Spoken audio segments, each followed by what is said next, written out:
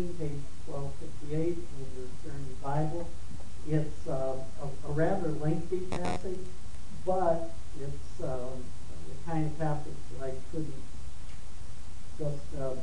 chop up for the passage to maintain its integrity biblically. Look where we start. Matthew chapter 2, verse 1. After Jesus was born in Bethlehem in Judea. In fact, this probably took place a year to 2 years after the Bethlehem account, after his birth in Bethlehem. And one of the implications of that is almost all of our nativity scenes are historically inaccurate, because they've got the shepherds and they've got the magi both there at the same time. The shepherds were there at the birth, the magi were there a year or two later, and you and I over the years have seen some wonderful nativity scenes that had magi, had shepherds. We even saw one last week, an amazing nativity scene made out of ice. Full size, beautiful. Did you take a picture of it? Fran has a picture of it if you want to see it. But it's wrong, historically. So you know, okay? That little bit of trivia. After Jesus was born in Bethlehem, and again about a year or two after, during the time of King Herod, Magi from the east came to Jerusalem and asked, "Where is the one who has been born King of the Jews?" Now, Herod thought he was King of the Jews. And to hear that a king had been born was very threatening to him, and it triggered his paranoia. We saw his star in the east and come to worship him. When Herod heard this, he was disturbed, and all Jerusalem with him. Here's one of those biblical exaggerations. That's not the word I'm looking for. What is hyperbole? Which I used to call hyperbole. But hyperbole. All of Jerusalem with him.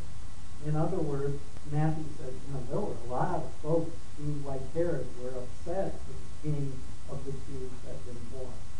What does it mean? What are the implications of it? When he had called together all the people's chief priests and teachers of the law, he asked them where the Christ, the Messiah, was to be born. In Bethlehem, in Judea, they replied, for this is what the prophet has written. But you, Bethlehem, in the land of Judah, are by no means least among the rulers of Judah, for out of you will come a ruler who will be the shepherd of my people Israel. Then Herod called the Magi secretly and found out. And by the way, when things are done in secret, be suspect.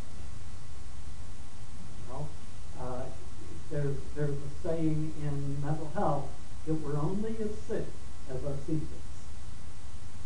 There's a lot of shame associated with secrets. There's a lot of addictions associated with secrecy, and a lot of duplicity and sinister events. Then Herod called the Magi secretly, name means he was up no good, and found out from them the exact time the star had appeared. He sent them to Jerusalem and said, go and make a careful search for the child. As soon as you find him, report to me, so that I too may go and worship him. Lie, lie, lie. After they had heard the king, they went on their way, and the star they had seen in the east went ahead of them until it stopped over the place where the child was born. When they saw the star, when they had gone, an angel of the Lord appeared to Joseph in a dream. Get up, he said, take the child and his mother and escape to Egypt. Stay there until I tell you, for Herod is going to search for the child and kill him. Far cry from going to worship him. So he got up, took the child and his mother during the night, and left for Egypt, where he stayed until the death of Herod.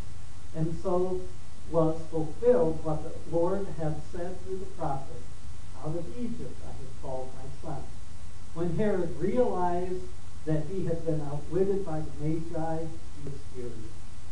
gave orders to kill all the boys in Bethlehem and its vicinity who were 2 years old and under, in accordance with the times we have learned from the new judge. Then what was said through the prophet Jeremiah was fulfilled. A voice is heard in Ramah, weeping in great mourning, Rachel weeping for her children and refusing to be comforted because they are